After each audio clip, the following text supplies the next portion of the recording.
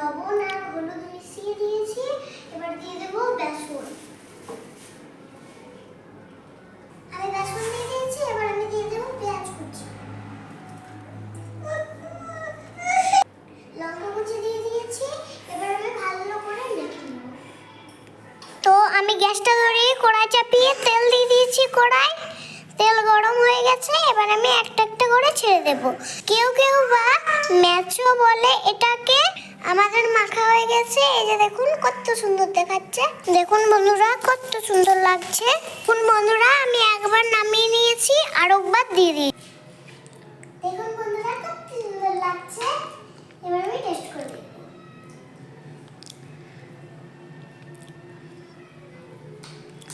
দারুণ